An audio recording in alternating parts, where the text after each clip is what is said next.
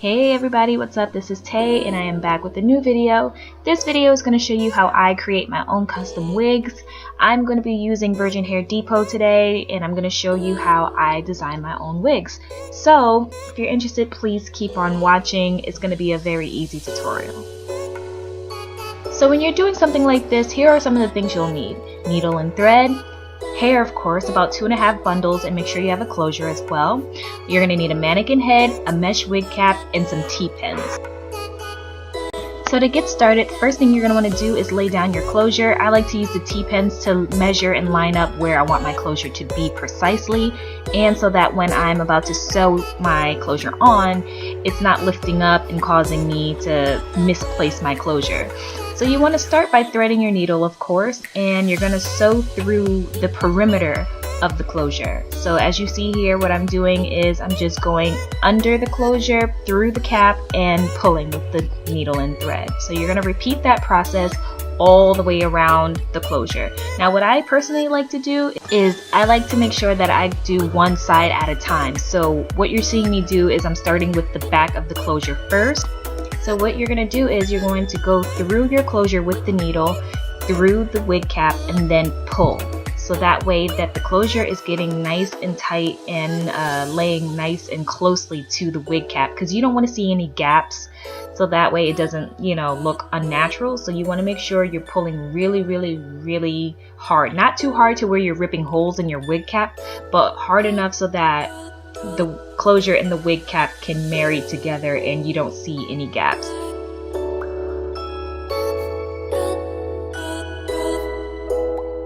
Another way to kind of remember it is just over and under pull.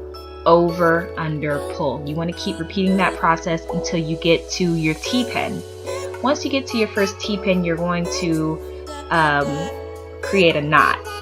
So what I like to do is I go once again over and under with the needle and thread, and then I take the thread and wrap it around the needle 3 times. So that's 1, 2, and 3. Once it's been wrapped around, I pull through, and easy enough, there goes your first knot. So that way you don't have to do it in a really awkward way.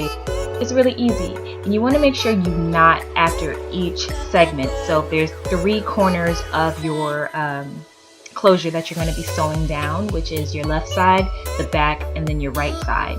So you want to make sure you knot off each side. You don't want to do one continuous sew around the whole entire perimeter because it will be uneven. So I like to take my time and sew each side individually. Okay, so once again, do not do the closure all at once. Do each side individually, as you see that I've done.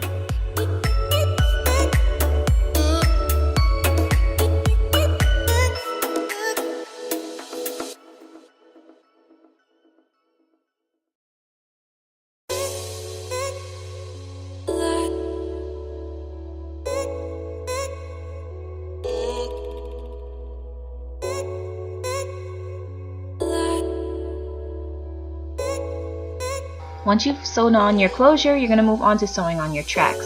What I like to do is I take one T-pin and pin down my actual wig cap, and then I pin down one side of the track.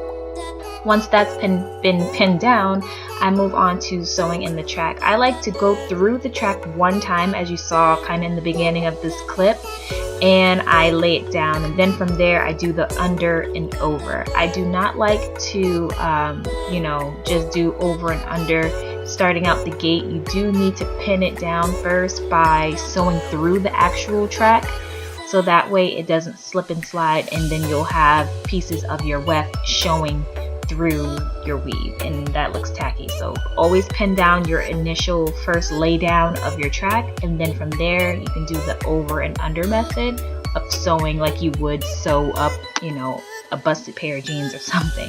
So just keep going over and under, making sure that you're pulling nice and tight so that your weft is laying nice and close to your wig cap. You don't want to see any gap. Now as you get to your first T-pin on your weft, you want to do what I like to call the fold over method, which is pretty common. You'll see that all the time when you watch how to make wig videos, because sometimes when you cut your wefts and just continue to sew, it can cause your wig to shed a lot of hair, and it becomes, you know, frustrating when you lose a lot of hair out of your wig. So I like to do the fold over method. It's easier for me to maintain and kind of track where I'm going. So you take your weft hair and you fold it over. You go through your track once more. Once you get to the point where you're going to do your fold over method, you go straight through the track and through the wig cap like you see here, and you pull really tight so that it's going to be able to bend and hold on and latch.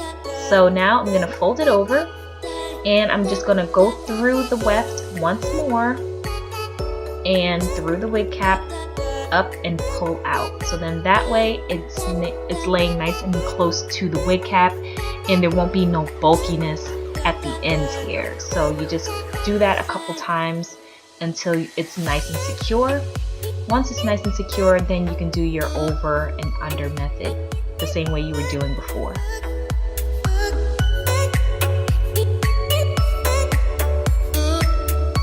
By the way, I apologize for the shaky camera footage. It is my first time doing something like this, and I'm doing it all with one hand. I'm recording with one hand and sewing with the other. So once you're beginning to start another row, you put your T-pin down to hold that row into place, and then you start to sew again. Right here, I'm running out of thread, so I'm just going to do my wraparound method and wrap the thread around the needle 3 times and then pull, and that's going to create a knot so that I can rethread my needle and begin sewing again. So as you can see, it's nice and secure, and I'm going to rethread my needle. Once my needle is rethreaded, I'm going to continue to just sew all the way through. One thing I'm going to mention is that once you get up to your closure, you're going to continue to sew all the way around, doing kind of like a zigzag kind of method with the weft hair, all the way up until you get to the closure. And once you get to the closure, you're going to connect each end where you do your fold over method to the closure. Okay, so just kind of think of it as like a beehive. You just kind of like do zigzag all the way up and connect it to each side of your closure. So from left to right, just keep connecting it to your closure once you get up close enough to the closure. I didn't get any footage of that because my battery did die and I didn't even know. So I apologize for that, and I'll try to do another one once I get some more hair in.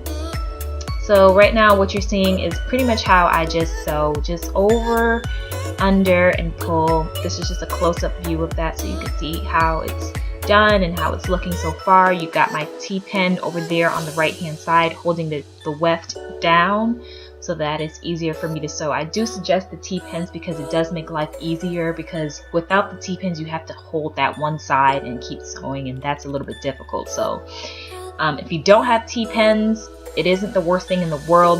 You could use push pins like a thumbtacks or something like that. If you don't have it, that will work as well. So just sew all the way through. Right about here where I'm getting close to the closure, as you can see, that's where I would connect the weft hair in the closure, but unfortunately I didn't get that footage, which sucks. I'm so sorry. So you go through, and once again I'm doing the fold over method here, going through the weft, through the net, which wig cap, and pull, so that way it's laying nice and flat. And you just continue that all the way through the entire cap.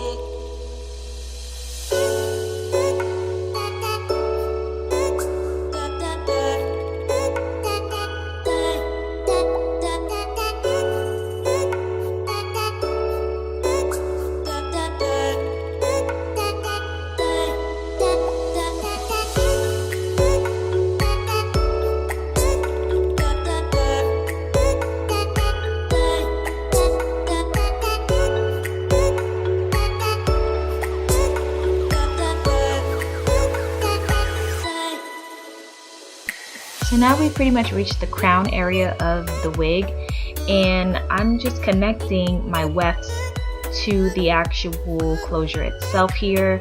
What I'm doing is, you know, going through the weft, going through the wig cap, going through the closure itself, connecting all three so that way it all blends together, and when I pull the hair back on the closure, you won't even see any gaps. Like, you won't see the separation between track hair and closure hair. Like, it just will look seamless.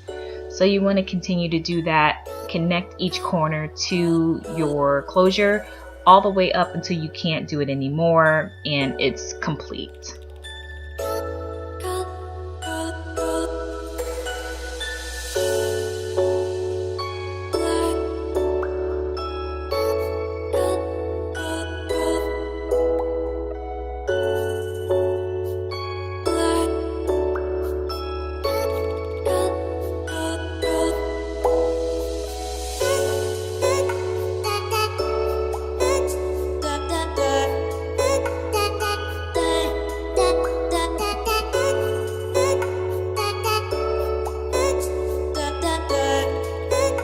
So right about here, I'm just doing what I was stating earlier, just sewing up until I get to each side, connect each weft to the closure, as you can see. So I'm connecting the weft and the closure right here.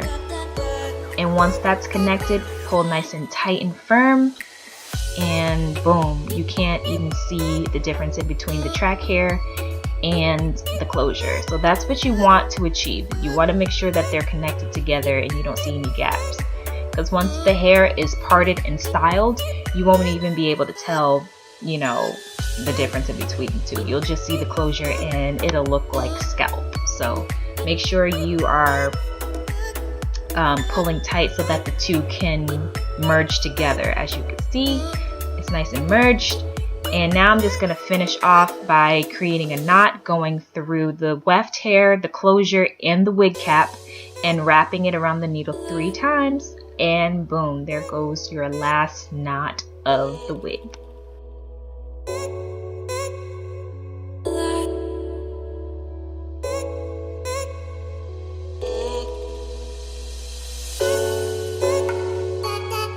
Now that I'm done, this is how much hair I have left. That's pretty much 1/3 of a weft left. And that's it. I'm just going through, fingering through the hair, making sure there was no knots or anything like that from hair getting caught in some thread. And here's the final results. I parted my hair down the middle and added some sheen to it, you know, and that's it. Thank you all very much for watching. I hope this was easy to follow, and I'll see you next time.